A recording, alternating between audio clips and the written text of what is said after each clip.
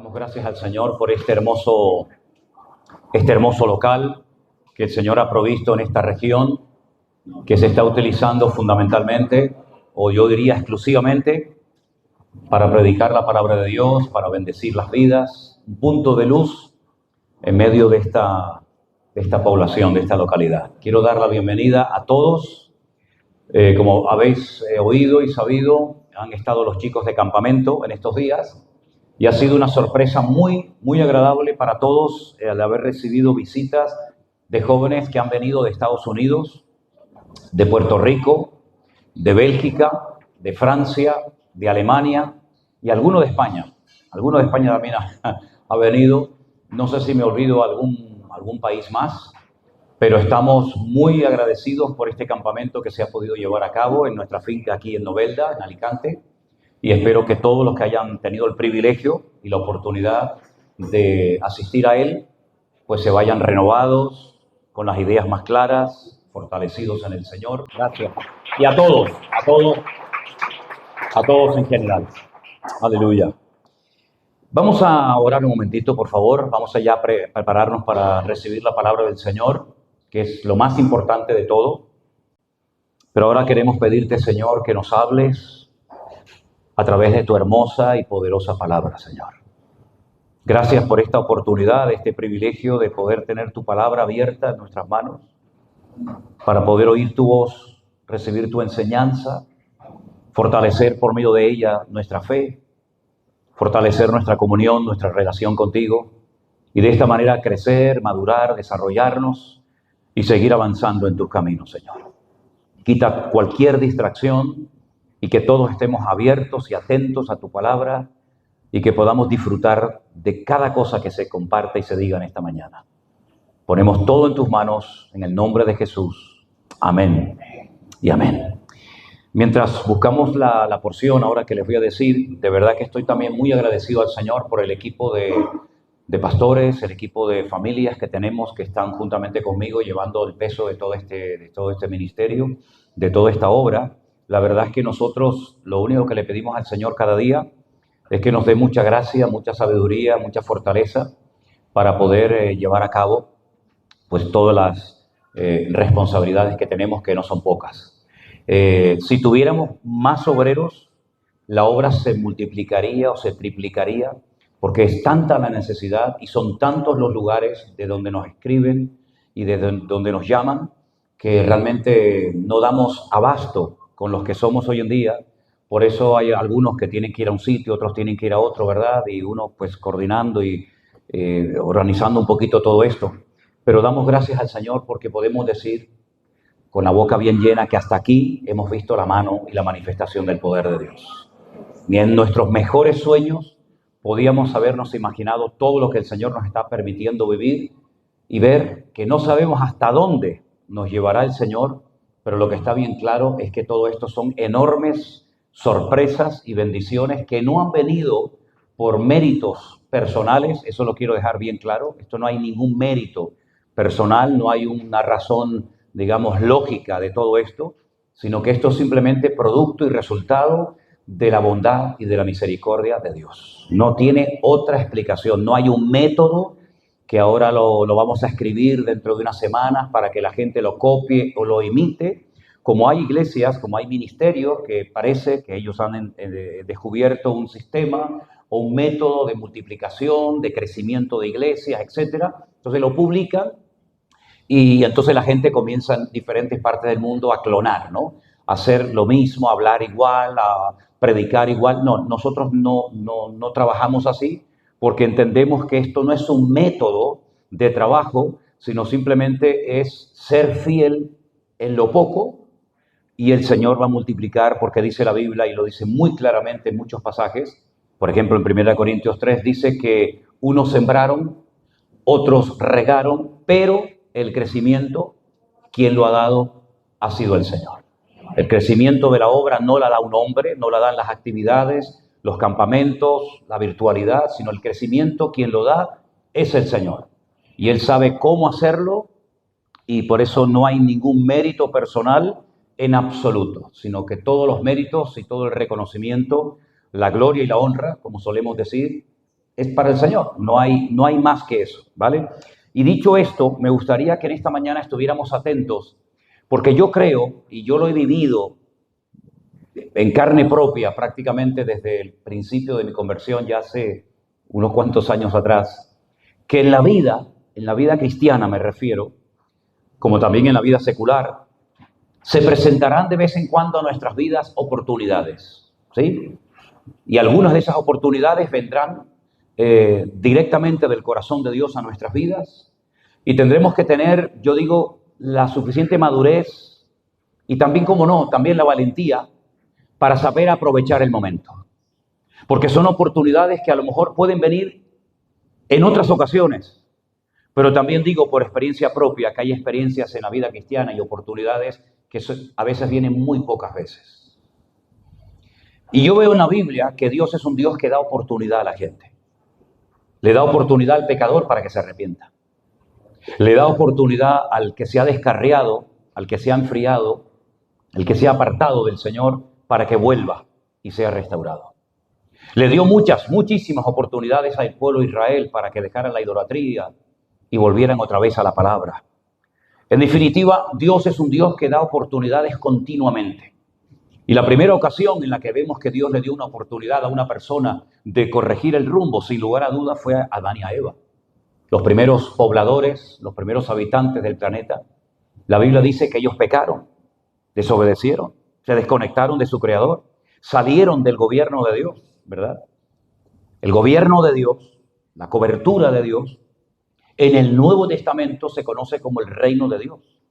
Por eso cuando el Señor Jesucristo viene, el primer mensaje que Él da, y es algo muy repetitivo en su ministerio, de hecho todas las parábolas o prácticamente todas las parábolas giran en torno a la frase y el reino de los cielos o el reino de Dios es semejante a, y ahí cuenta una historia, ¿verdad? Entonces ellos salieron del gobierno de Dios, quedaron ahí un tanto a la deriva, sin embargo Dios, su creador, los busca y les muestra cómo pueden volver otra vez a tener comunión con Él. Lógicamente, después de la caída, las cosas no fueron iguales que antes. Yo digo que cuando un jarrón, una jarra se cae al suelo, pues si juntamos los pedazos, podemos más o menos volver a pegarla y que más o menos quede igual. Pero si seguimos tirando la jarra, el jarrón, el vaso al suelo, llegará un momento en el que ya es mejor tirarlo a la basura porque es prácticamente imposible volver a juntar cada pedazo en su lugar y que quede igual que al principio, ¿verdad? Ya sabemos que nuestro Dios es un Dios que es un experto en restaurar, de tal manera dice que las cosas viejas pasaron, he aquí todo es hecho nuevo.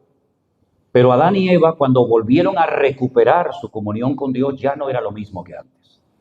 Ahora había que derramar sangre, había una serie de sacrificios, de animales, de holocaustos que tenían que presentarse. Pero vemos que Dios le dio la oportunidad a Adán y a Eva, incluso también se la dio a Caín, porque la Biblia dice que después de haber asesinado a su hermano Abel, Dios le habló antes y le habló después. Por lo tanto, Caín también tuvo la oportunidad de rectificar el rumbo. Y vemos sería prácticamente, créame, por lo menos para mí imposible, ir enumerando una por una a las personas, los lugares, los países, etcétera, a los cuales Dios le dio una oportunidad para corregir el rumbo, ¿verdad?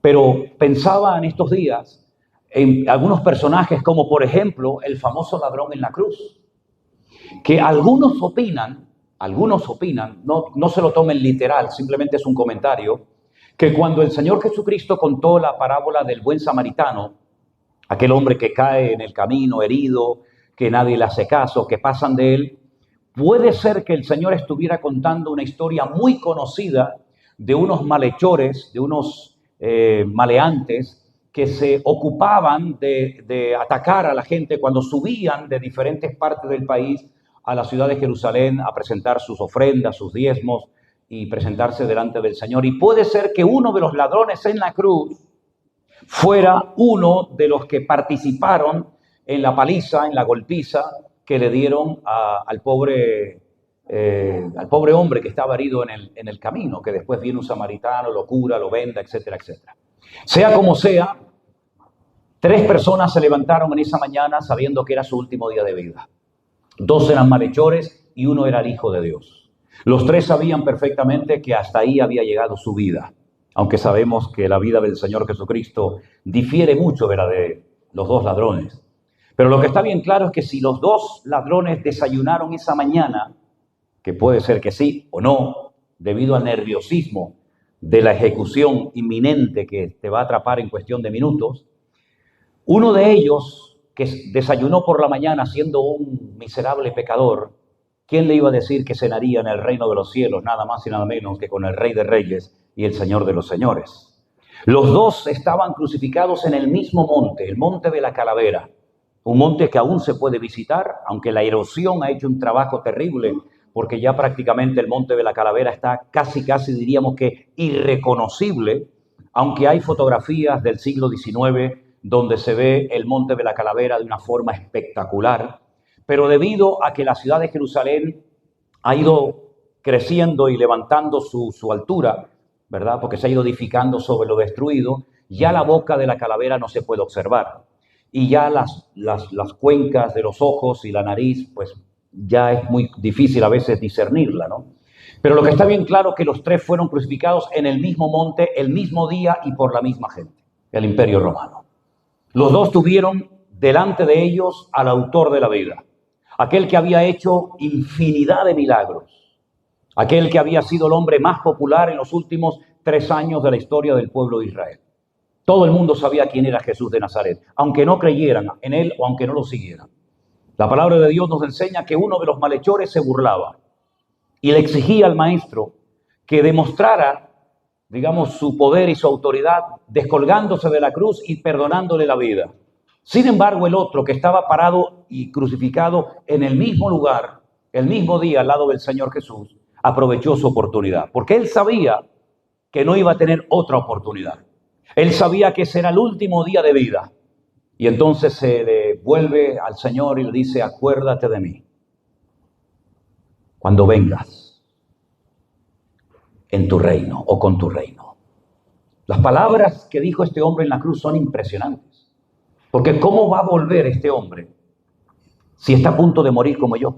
De hecho, si ustedes observan y leen los evangelios con detenimiento, de los tres, el que primero murió fue el Señor Jesucristo. No murieron los malhechores y al último el Señor, sino fue al revés. El primero que murió fue el Señor Jesús y después los dos malhechores, el que estaba a su derecha y a su izquierda. ¿Cómo este hombre le mira y le dice: acuérdate de mí cuando vengas, cuando retornes otra vez a la tierra, pero no como has venido en esta ocasión, sino como un rey? ¿Qué está diciendo este hombre? Que cree en la segunda venida del Mesías, que cree que cuando venga no vendrá como siervo sufriente, sino vendrá como el león de la tribu de Judá, como rey glorioso y triunfante. Y entonces es cuando el Señor le dice: hoy estarás conmigo en el paraíso. Es decir, esta declaración que has hecho, a través de ella has confesado tu fe y has reconocido públicamente quién soy yo, que soy un rey que injustamente está muriendo por ocupar el lugar de toda la humanidad y de sus pecados. Él aprovechó la única oportunidad que le quedaba. Ya no había más. Bueno, voy a mañana, ¿no? Como algunos dicen, algún día me arrepentiré. En el último momento de mi vida, en el último instante, después de disfrutar la vida, invocaré a Dios y pediré perdón. Él sabía que no iba a tener nunca más ninguna oportunidad. Él iba a morir ese día, delante de tal vez su madre, sus amigos, sus familiares, sus hijos, no lo sé.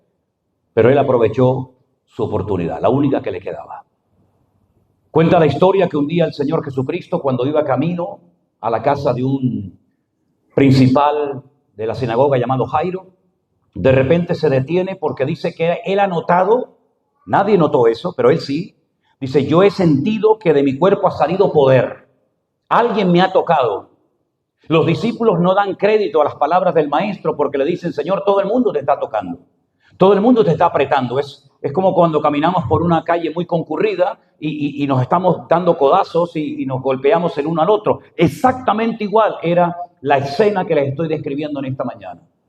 Era una multitud de gente que apretaba al Señor porque había venido nada más y nada menos que el hombre más importante de esa población, que era el principal de la sinagoga, Jairo. Y había venido a pedir auxilio por una hija que estaba a punto de morir, que después se entera de que muere. Y todo el mundo va detrás del maestro y de Jairo porque no es fácil para un principal, para un rabino judío, públicamente pedirle ayuda a este que para muchos no era nadie. Y la gente va por curiosidad a ver qué es lo que va a suceder. Pero en el camino, él se detiene y hace la pregunta, ¿quién me ha tocado? Y la Biblia dice que una mujer le dice, yo he sido la que te he tocado. Yo he padecido durante años de un flujo de sangre, de una pérdida de sangre y por lo tanto de vida, de vitalidad, de fuerza, de todo. Pero yo te he tocado porque yo tenía en mi mente, yo tenía en mi corazón la idea de que si tan solo fuese capaz de acercarme a ti, a pesar de lo débil que me encuentro, a pesar de que estoy arruinada, porque la Biblia dice que todo cuanto tenía lo gastó en médicos y estaba cada día peor, yo tenía un rayo de esperanza en mi corazón que si tan solo tocara el borde del manto del maestro yo sería sana. Y así es lo que ha sucedido. Y ella aprovechó su oportunidad, porque probablemente si no hubiera tocado ese día al Señor, al día siguiente esta mujer estaría muerta. ¿Quién le iba a decir a esta mujer que mañana iba a estar con vida o dentro de una semana? Nadie. Tal vez era la última oportunidad en su vida que tenía de tocar a Jesús. Además, acercarse a Jesús era muy complicado, porque siempre estaba generalmente rodeado de enormes multitudes. Aprovechó su oportunidad.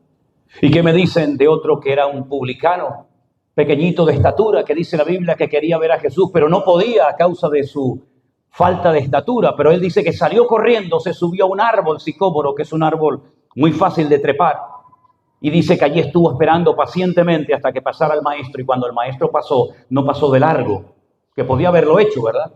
Sino que se detiene al pie del árbol, se le queda mirando y lo llama por nombre. No le dice, ¿cómo te llamas? ¿Qué haces allá arriba? Porque al Señor no hay que sorprenderlo con nuestras respuestas, sino que Él nos conoce desde el vientre de nuestra madre y sabe perfectamente cómo estás y dónde vives, sabe toda tu vida. Y le dice, Zaqueo, date prisa, desciende, porque hoy es necesario que yo coma, que yo pose contigo en casa. Y aprovechó la única oportunidad que tenía, porque Jesús probablemente nunca más volvería a pasar por ese camino, porque Él estaba constantemente dando vueltas, ¿verdad?, por todo el país. Y aprovechó su oportunidad. Y si nos vamos al Antiguo Testamento, podríamos estar aquí hasta diciembre hablando de hombres y de mujeres y de países y de pueblos y de reyes y de profetas y de gente que aprovechó su oportunidad. Pero fíjense, por ejemplo, en el caso de Abraham. El Señor lo puso a prueba en muchas ocasiones. Hay un mensaje muy interesante que consiste en hablar de todas las pruebas por las cuales pasó Abraham. Las diferentes pruebas que abarcan todas y cada una de las áreas de la vida de un ser humano, la familiar, la económica, la personal, etcétera, etcétera, y ver cómo Dios lo va moldeando a través de todas y cada una de esas pruebas. Y hay un momento en el que el Señor le da una orden extraña, no le da ninguna explicación, simplemente le da una orden: sal de tu tierra y de tu parentela a la tierra que yo te mostraré. Y dice que salió sin saber a dónde iba. Me imagino las risas y las burlas de los amigos, de los familiares, de los parientes, diciendo, ¿pero a dónde vas, hombre? ¿Pero a dónde vas? ¿Vas a renunciar a tu herencia? ¿Vas a dejar a tus amigos, tu trabajo, tu familia? ¿Pero te estás loco? ¿A dónde vas? Dice, Dios me ha llamado. Y aprovechó su oportunidad. Y en el camino fue descubriendo el poder y la grandeza de Dios.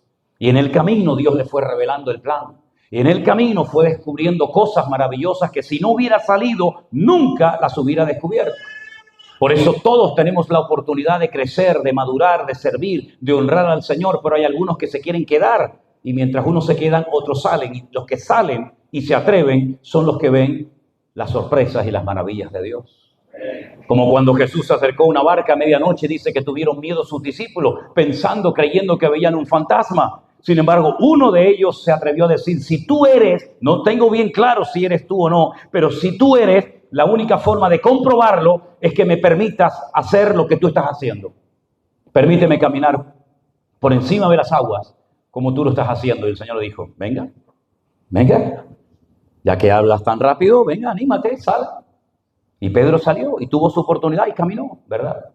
Y así podíamos ver cómo Josué tuvo su oportunidad y cómo Elías, que fue el profeta que le enseñó y le pasó el testigo a Eliseo, tuvo su oportunidad. Y ya digo, nos llevaría muchas horas hablar de todo esto. Pero yo quiero específicamente hablar de una persona que también tuvo su oportunidad, pero no la supo aprovechar. Lo echó todo a perder por una mala actitud y porque realmente, tarde o temprano, en las pruebas de la vida, saldrá lo mejor de ti y también lo peor de ti. Las pruebas no vienen para cubrirnos, las pruebas vienen para descubrirnos. Es al revés que la ropa. La ropa se creó, se inventó para cubrir. Las pruebas se inventaron para descubrir lo bueno y lo malo que hay dentro de todos y cada uno de nosotros. Y en 1 Samuel capítulo 15 hay una historia de un hombre que humanamente hablando da mucha pena. Yo sé que para algunos la palabra pena es como vergüenza, pero si usted mira en el diccionario la palabra pena, aparte de ser un apellido, yo le digo sé lo que estoy diciendo porque yo tengo una pena en mi vida y es que mi esposa se llama Elena Pena, ¿sí? Aparte de eso, pena no es vergüenza, pena es tristeza, es dolor, ¿verdad? Y a mí, al principio, cuando no entendía mucho, me daba pena de este hombre, pero hoy en día no me da ninguna pena. Porque hay personas en la vida que no han cambiado porque no han tenido una oportunidad de cambiar. Y de eso sí podría sentir cierta pena. Pero de personas que lo han tenido todo para triunfar, de creyentes que lo han tenido todo en bandeja, para vivir una vida cristiana poderosa y no han querido, no siento ninguna pena, sino todo lo contrario. Y este hombre lo tuvo todo en las manos y todo lo echó a perder. 1 Samuel, capítulo 15, nos habla de un profeta llamado Samuel, que es producto de una oración de fe que hizo su madre Ana. Y a raíz de esa oración, a raíz de ese quebrantamiento delante de la presencia del Señor, nace este hombre que llegó a ser una bendición tremenda, pues este hombre fue un gran varón de Dios, un profeta por más de 40 años, y tuvo la oportunidad de conocer personalmente a Elí, a sus hijos, Ofni y Fines, de conocer a Saúl, de conocer a la familia de Saúl, como sus hijos Jonatán, etcétera, de conocer, por ejemplo, a David y a todos sus hermanos y a su padre. Es decir, fue un hombre muy utilizado y muy bendecido por el Señor. Y este hombre en el capítulo 15, ya digo, de 1 Samuel, verso 1, dice que después Samuel le dijo a Saúl: Jehová, el Señor, me ha enviado a ti para que te ungiese por rey sobre su pueblo Israel. Ahora pues está atento a las palabras del Señor. Es decir, procura estar muy atento porque viene la oportunidad de oro para tu vida. Así ha dicho Jehová de los ejércitos: yo castigaré lo que hizo Amalec a Israel al oponerse en el camino cuando subía de Egipto. Déjeme que me detenga un momento aquí. Sería muy bueno que ustedes se aprendieran los nombres y el significado de los nombres y las estrategias que utilizaban los enemigos que la Biblia dice que Israel tenía en el territorio que hoy en día están ocupando. Cuando el pueblo de Israel sale de Egipto, ellos cruzan la península del Sinaí y tienen que entrar a un país que en aquel momento se llamaba Canaán. Canaán era un nieto de Noé, que fue maldecido cuando éste volvió en sí y se enteró de que uno de sus hijos, Can, pues quiso ir más allá de lo que le correspondía hacer. A ese país de malditos, de una promiscuidad sexual, de un paganismo horroroso, de una idolatría brutal, los quiere llevar el Señor para que hagan una limpieza en lo natural, que es un reflejo de lo espiritual. Y habían 7 naciones o 7 pueblos que vivían en ese lugar. El de más al sur, el primero que se encuentran, es decir, el que estaba ocupando el territorio que hoy en día se conoce como la Franja de Gaza. En ese territorio de la Franja de Gaza es donde vivía Amalec. Y de todos los enemigos que tuvo que hacerle frente Israel, solamente uno se rindió y se fue. Dijeron: está bien, esta no es nuestra tierra, nosotros tenemos nuestra tierra, nos hemos metido aquí sin permiso, cogieron y se fueron. Pero los demás no quisieron irse y le hicieron frente a Israel. En el caso de Amalec es un enemigo completamente diferente, por ejemplo, a los filisteos, o a los amorreos, o a los jebuseos. ¿Por qué es diferente? No solamente por el nombre, sino porque es un pueblo que tenía una estrategia totalmente diferente a lo de los demás. No atacaba de frente, no lo ves venir, sino que ataca por la retaguardia. ¿Quiénes iban en la retaguardia? Pues las mujeres con sus hijos, los animales, los ancianos, los que no estaban físicamente en una condición tan buena como los que podían ir en primera línea, ¿verdad? Y generalmente atrás iban las personas más lentas, las más mayores, las más vulnerables. Y Amalek siempre solía atacar por la espalda. Cuando tú vas delante, y estamos hablando de una multitud de más de 2 millones de personas, si se te cuela alguien por atrás, tú no te das cuenta, porque yo voy delante y detrás de mí hay miles y miles y miles y miles de personas. Por lo tanto, no es que yo lo vea venir, sino que yo no me entero porque voy delante, voy oteando el horizonte, voy buscando camino, voy buscando agua, voy buscando pasto para los animales, y detrás de mí hay 1,5 millones de personas, por decir algún número, y esa es la táctica de Amalek: atacar por la retaguardia, comenzar a herir de adentro hacia afuera. No es el enemigo que viene, sino que es el enemigo que se te cuela. Y no solamente eso, sino que la Biblia nos enseña que cuando el pueblo de Israel se dio cuenta de que el enemigo se le había metido dentro por la retaguardia, fue un enemigo tan poderoso que es la única vez, repito, la única vez que Moisés tiene que subir a lo alto de una montaña a ponerse a orar por los soldados que tienen que traer libertad y liberación al pueblo. Porque era un enemigo con una connotación espiritual brutal. Hay gente que desprende una cosa mala espiritualmente hablando. Y así eran los amalecitas. No eran simplemente personas que te lanzaban una flecha o te lanzaban una jabalina o una piedra. No. Eran personas que traían un espíritu demoníaco que infectaba, que contaminaba el ambiente. Y Moisés discierne que este enemigo es diferente a todos los demás. Tiene que subir a lo alto de una montaña y dice que se tiene que poner a orar con sus manos levantadas. Y dice que mientras él tiene sus manos levantadas, él observa en el valle que Israel vence a Amalek. Pero en el momento en el que él baja las manos porque se cansa, ¿verdad? Porque el cansancio le da pie al enemigo, el enemigo prevalece contra los soldados de Israel. Y se dieron cuenta algunos que había momentos que ganabas y otros que perdías. Había momentos que prevalecías y otros momentos que eras vencido. Entonces suben 2 personas a lo alto de la montaña y le dicen a Moisés: siéntate sobre esta piedra, nosotros te vamos a sustentar los brazos, uno por la derecha y otro por la izquierda, y tú sigue orando mientras nosotros guerreamos en el valle. Y esa fue la única manera de poder vencer, por lo menos ese día, a Amalek. Y entonces allí Dios hace una declaración que está escrita en la Biblia, muy interesante, que dice que Israel tendrá de generación en generación guerra contra Amalek. Porque Amalek es mucho más que un pueblo, es mucho más que algo físico, es algo de tipo espiritual. Y dice que Israel tendrá por generaciones guerra contra Amalek, pero no solamente eso, sino que además la Biblia dice que Amalek se atrevió a pelear contra el trono de Dios. Es decir, el objetivo de Amalek, del diablo, no era otro más que destronar, quitar a Dios de su soberanía, de su trono. Ustedes saben que al principio de los tiempos, antes de Génesis capítulo 1, ese fue el intento que Satanás hizo. Subiré y me sentaré en el trono de Dios, y desde ese trono gobernaré todos los reinos de la tierra y dirigiré al mundo. Para sentarse en el trono de Dios, Dios tiene que ser previamente destronado, tiene que ser quitado, porque no caben 2 en el trono, solamente hay espacio para uno.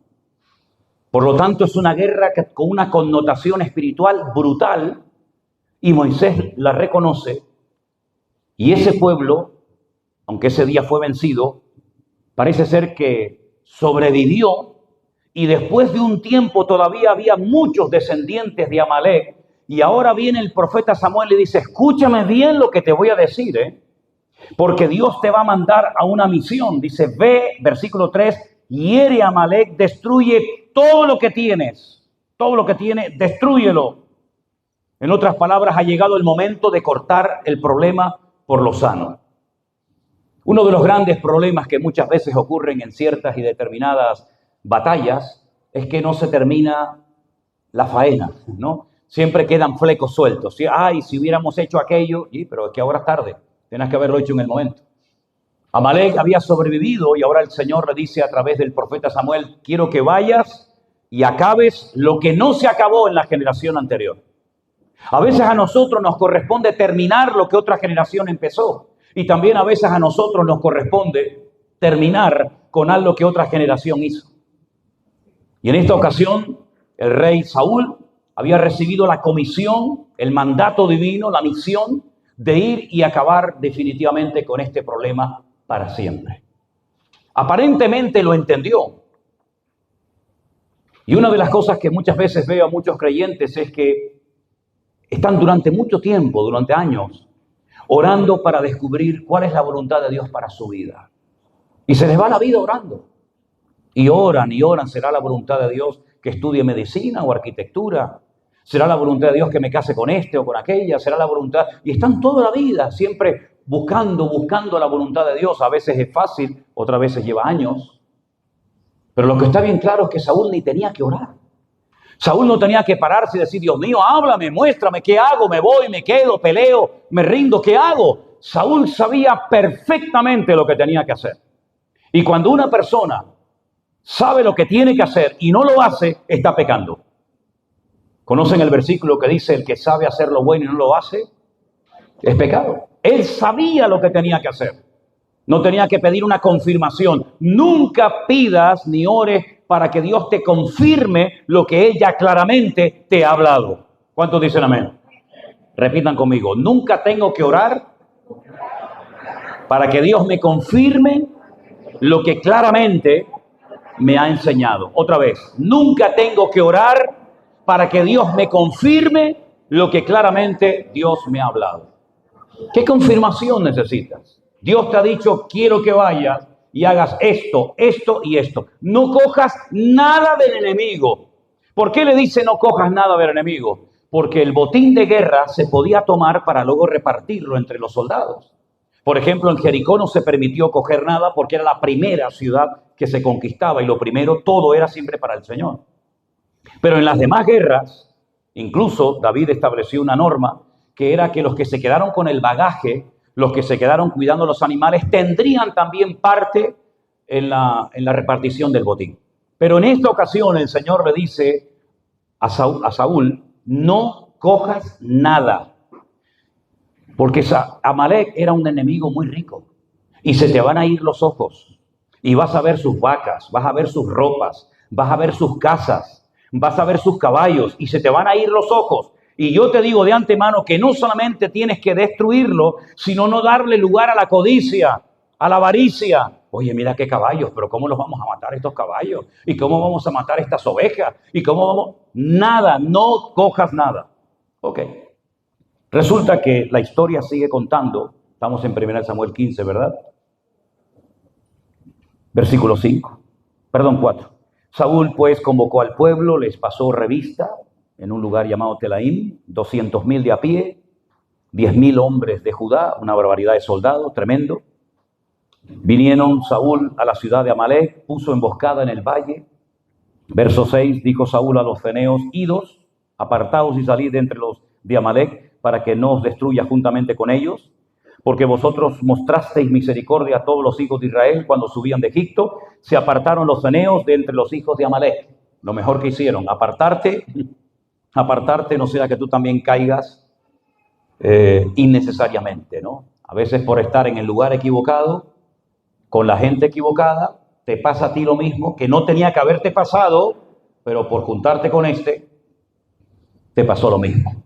No, yo no fui, pero tú estabas. Luego tú también vas a caer. Saúl derrotó a los amalecitas desde Havila hasta llegar a Shur, que está al oriente de Egipto.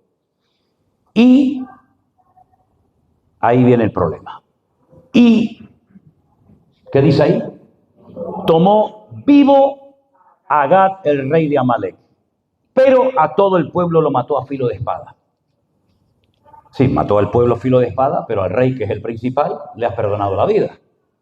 Saúl y el pueblo, repito, Saúl y el pueblo No dice el pueblo, dice Saúl y el pueblo perdonaron a Agag y a lo mejor de las ovejas y del ganado mayor, de los animales engordados, de los carneros, de todo lo bueno, y no lo quisieron destruir, más todo lo que era vil y despreciable destruyeron.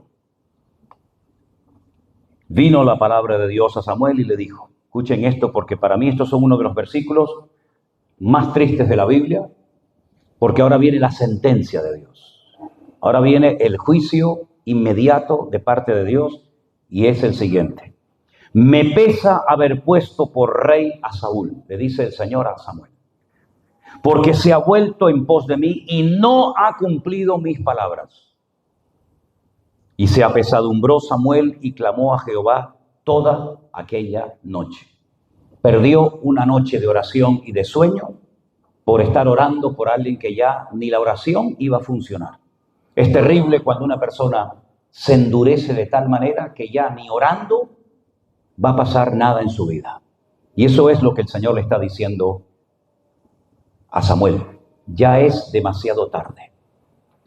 Madrugó luego Samuel para ir a encontrarse a Saúl por la mañana, y fue dado aviso a Samuel diciendo, Saúl ha venido a Carmel, y he aquí se levantó un monumento, y le dio la vuelta y pasó delante y descendió a Gilgal. Ahora, claro, uno lee esto y piensa que Carmel está aquí y Gilgal está en la acera de enfrente. Hay un montón de kilómetros. Desde la cordillera del Carmel hasta Gilgal hay un montón de kilómetros, ¿verdad? Solo aprecias cuando estás allí y ves las distancias. Vino pues Samuel a Saúl y Saúl le dijo, bendito seas tú de Jehová, yo he cumplido la palabra del Señor. Lo leemos juntos este versículo, por favor. Versículo 13. Vino pues Samuel a Saúl y Saúl, ¿qué le dijo? Bendito seas tú de Jehová, yo he cumplido la palabra de Jehová, yo he cumplido la palabra de Dios. Ya viene justificándose, haciéndose el espiritual. Hoy en día diríamos, Dios te bendiga, hermano. Bendito seas tú del Señor. Yo he cumplido la palabra del Señor. Ya viene justificándose que no ha cumplido la palabra del Señor, pero él piensa que Samuel es tonto.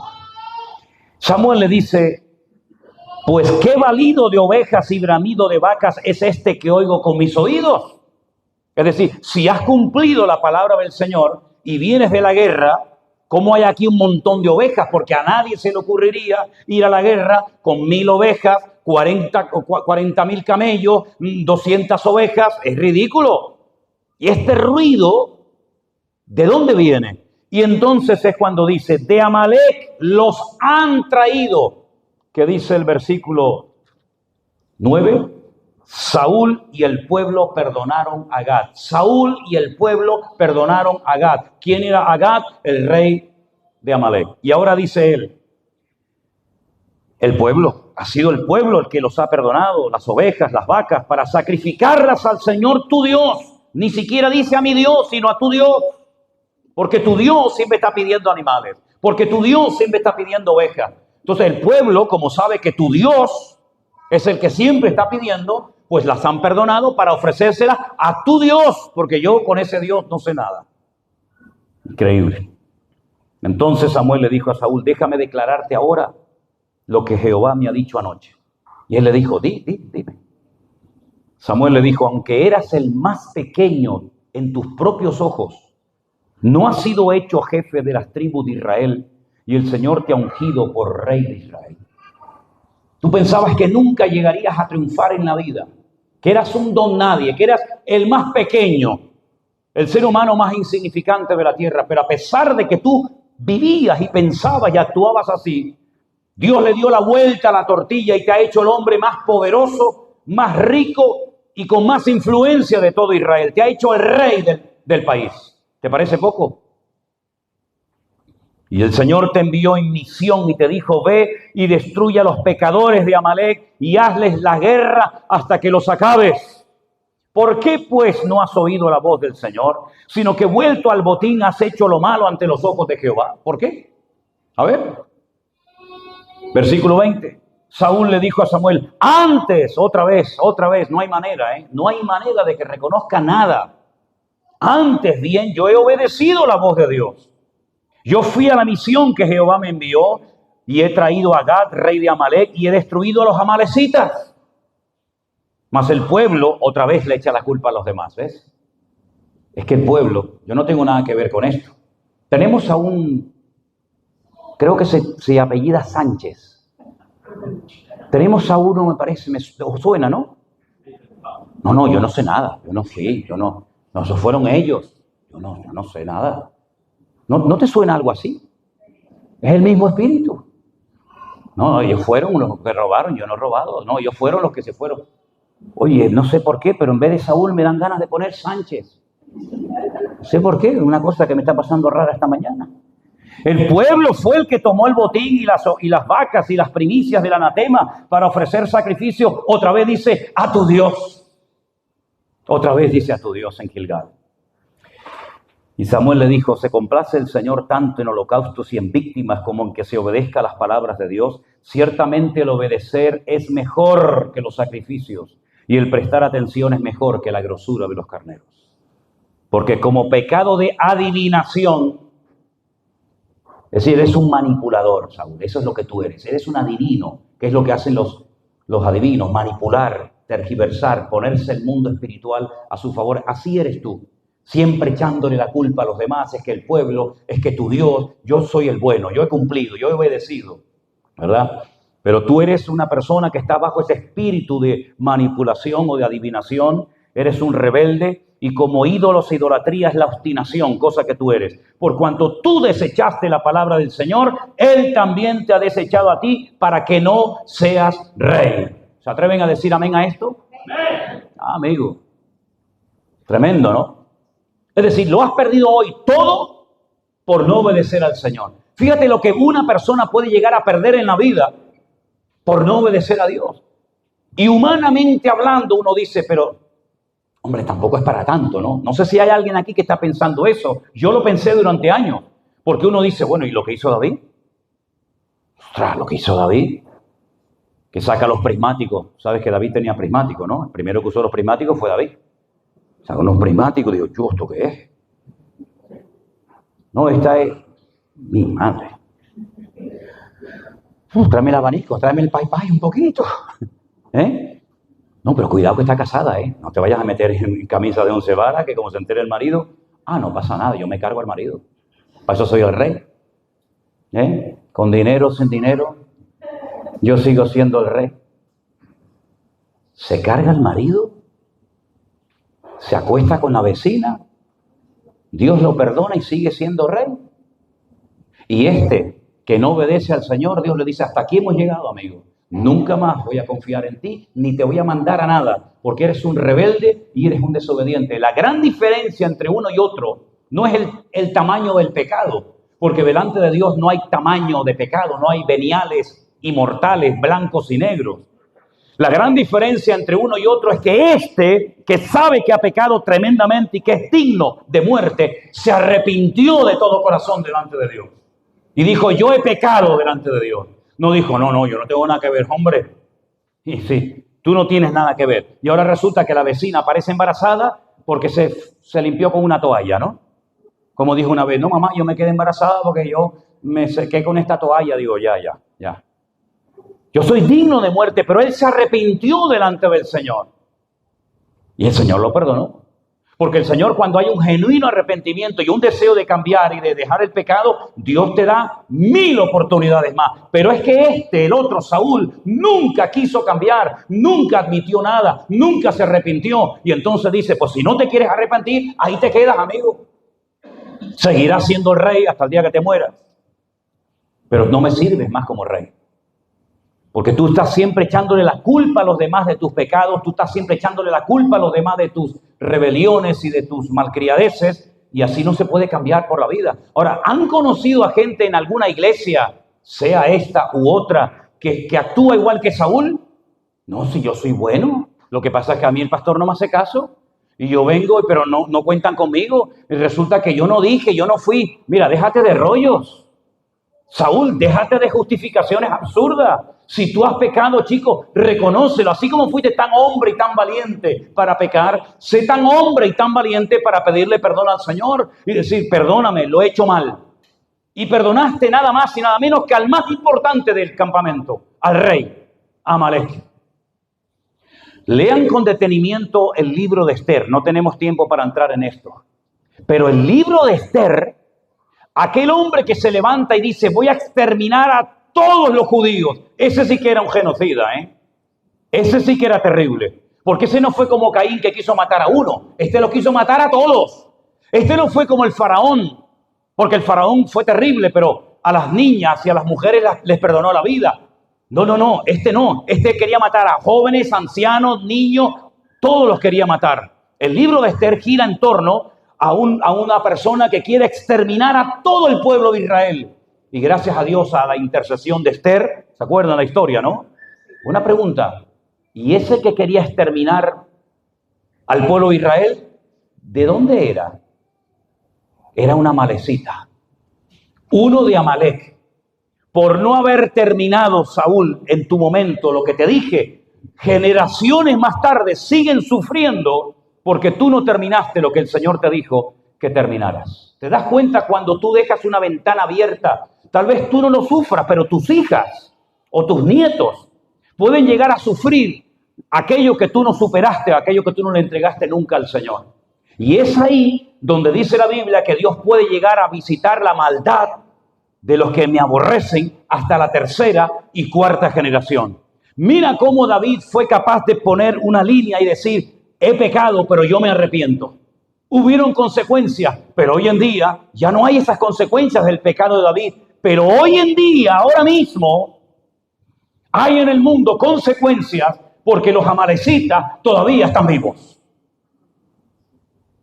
No necesito que nadie me diga amén, ¿eh? Pero es la cruda realidad.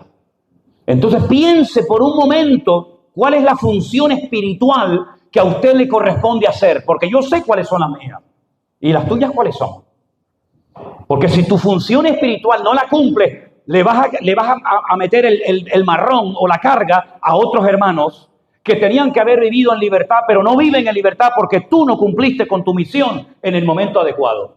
Y eso fue lo que le pasó a Saúl, que no fue consciente de que su pecado, su negligencia, su rebelión, su desobediencia puede llegar a salpicar a otras generaciones como el tiempo de Esther y como hoy en día que seguimos sufriendo las consecuencias de algo que se quedó en puntos suspensivos en vez de en un punto y final.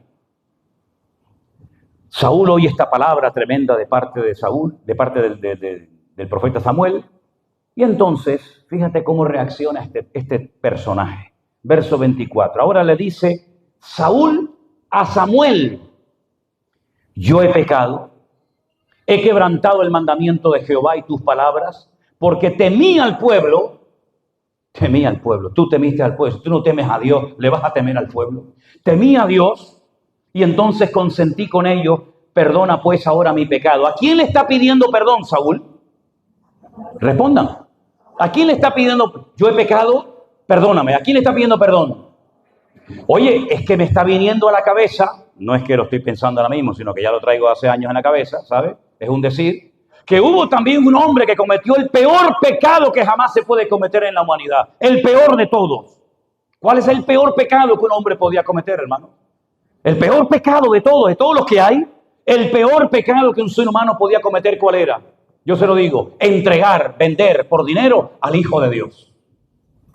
¿Y quién hizo ese pecado?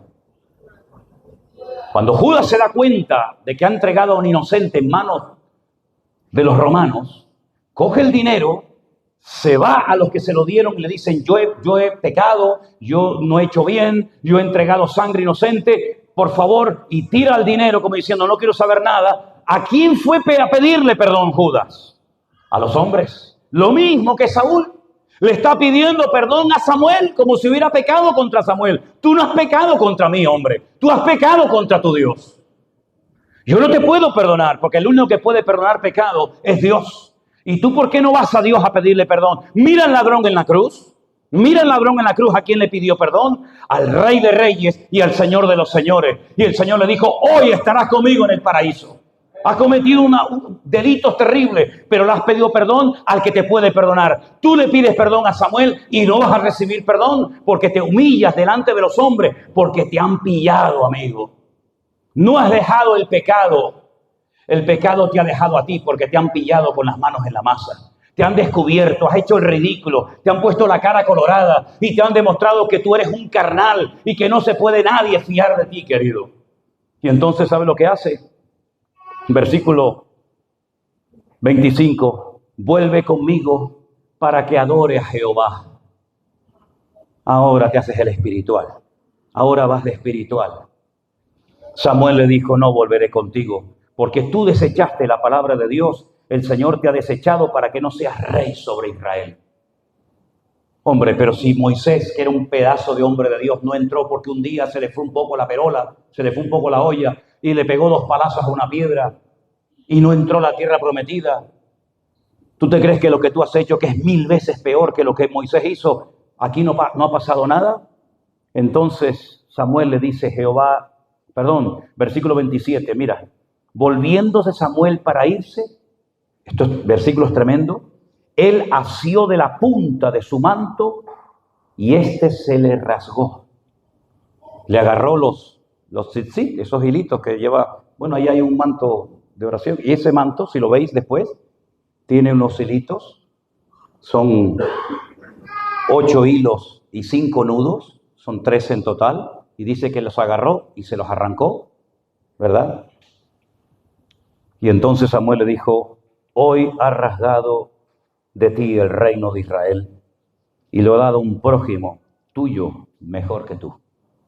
Además, el que es la gloria de Israel no mentirá ni se arrepentirá, porque no es hombre para que se arrepienta.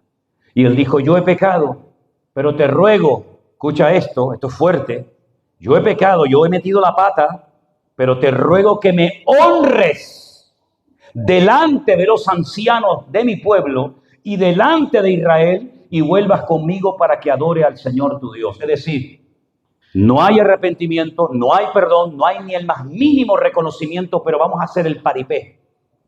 Vamos a ir delante de la gente, tú callado la boca, y tú delante de la gente me vas a honrar, me vas a hablar bien, me vas a tratar bien, para que la gente piense que yo sigo siendo el rey de Israel cuando minutos antes acabas de decir que el Señor te ha desechado. Oye, que nunca nos pase a ninguno de nosotros esta historia, porque tiene que ser terrible haber estado toda una vida en la iglesia, haber escuchado cientos de predicaciones o de mensajes, para que al final, por falta de arrepentimiento, por falta de humildad delante del Señor, lo termines todo tirando por la borda. Sería una lástima. Has perdido toda tu vida metido aquí dentro. Al final, para nada, para irte al infierno. Sería terrible, ¿no? Saúl podía haber cambiado. Saúl podía haberle pedido perdón al Señor. Y estoy seguro que el Señor le hubiera perdonado. ¿Ustedes qué creen, hermanos? ¿Ustedes creen que el Señor lo hubiera perdonado? Por supuesto que sí. No perdonó a Tomás, que le negó. O perdón, el que dijo que no, si no veía no creía. No perdonó a Pedro. Claro que el Señor siempre perdona a cualquiera cuando hay un genuino arrepentimiento, pero en el caso de este personaje, nunca pidió perdón a Dios. Siempre era todo, hónrame delante de la gente, que aquí no ha pasado nada.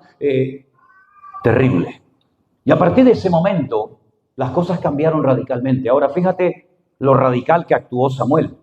Esto es fuerte, ¿eh? Entonces Samuel dijo, tráigame al rey Agag, tráigamelo, Amalek. Y Agag vino alegremente, como diciendo, bueno, ya me perdonaron la vida.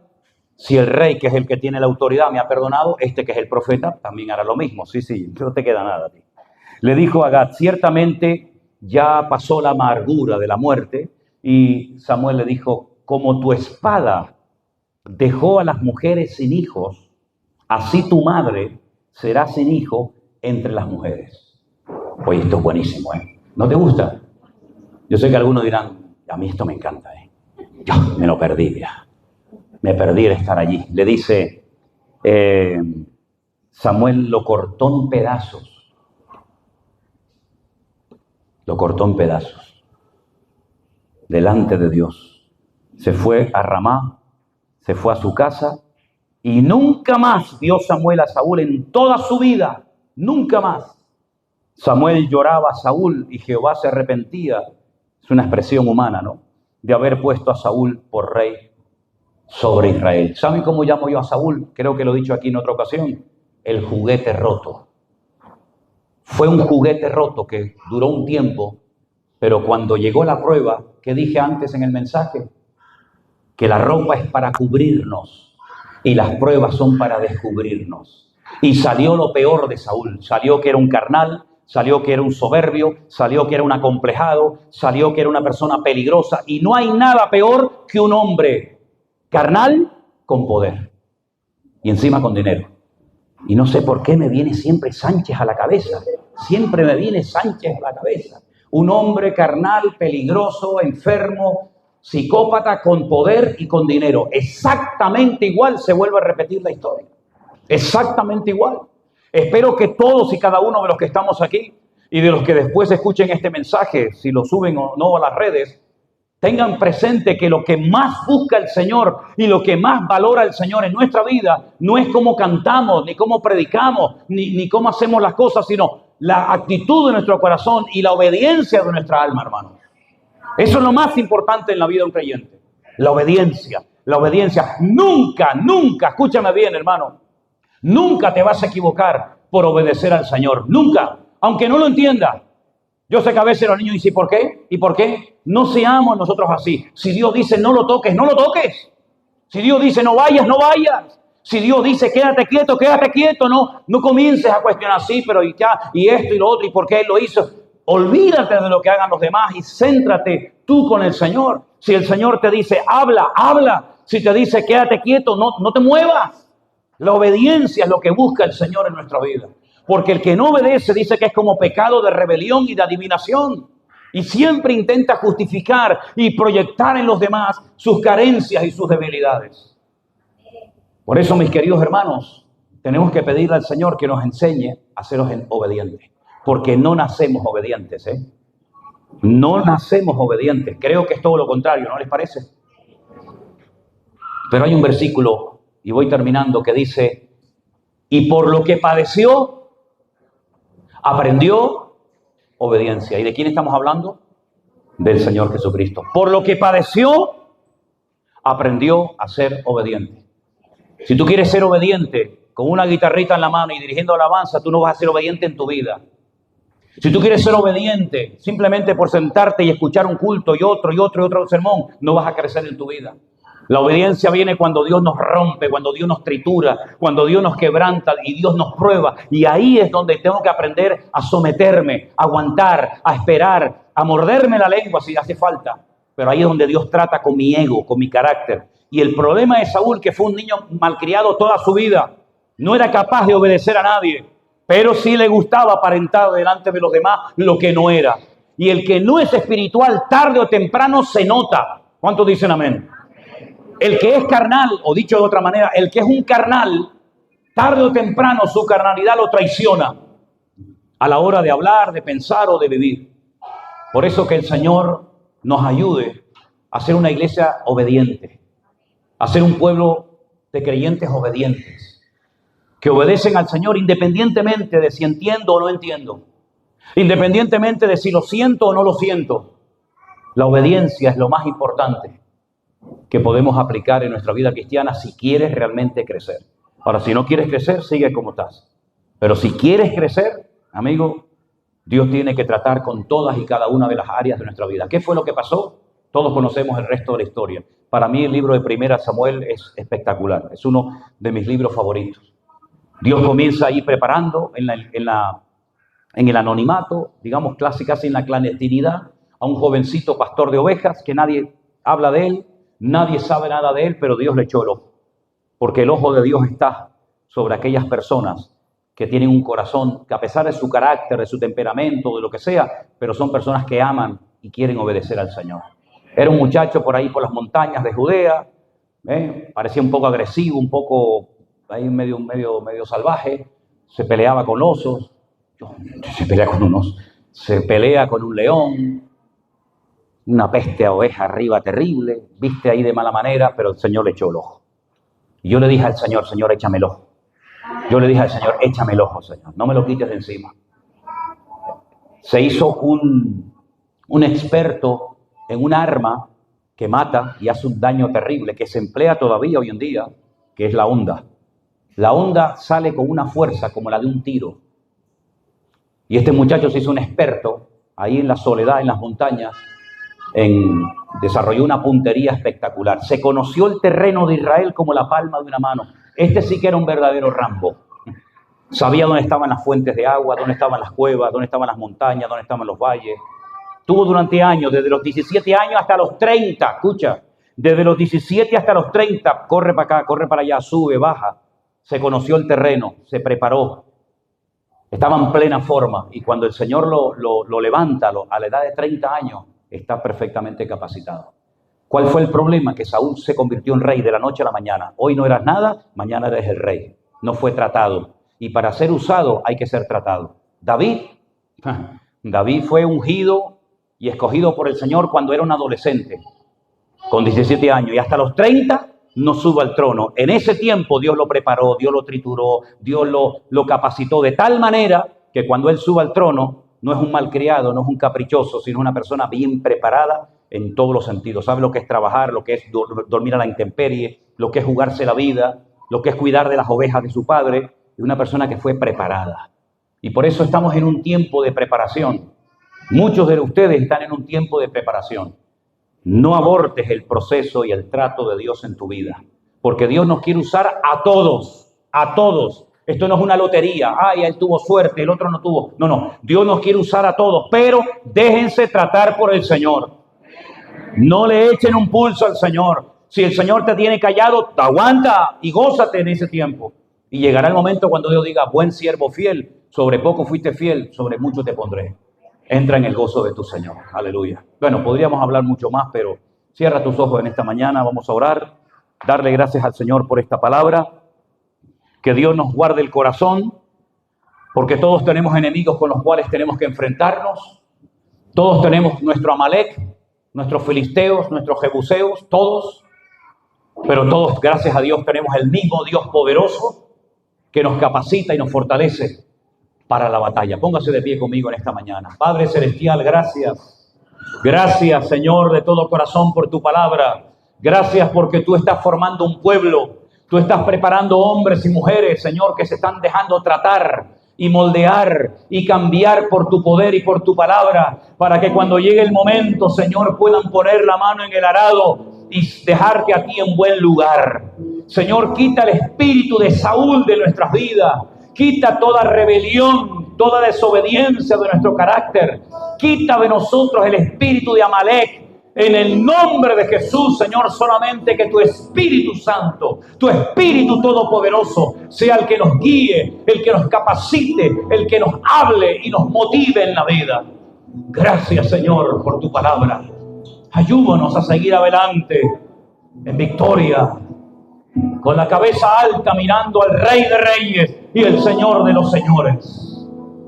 Ayúdanos, Señor, a crecer, a madurar, a estar bien entrenados, forjados, instruidos en tu palabra, para que cuando llegue el momento de la oportunidad, del servicio, cuando se abra la puerta, cuando tenga que ir a un lugar, yo esté ya bien preparado y entrenado y capacitado por mi Dios para pelear la buena batalla.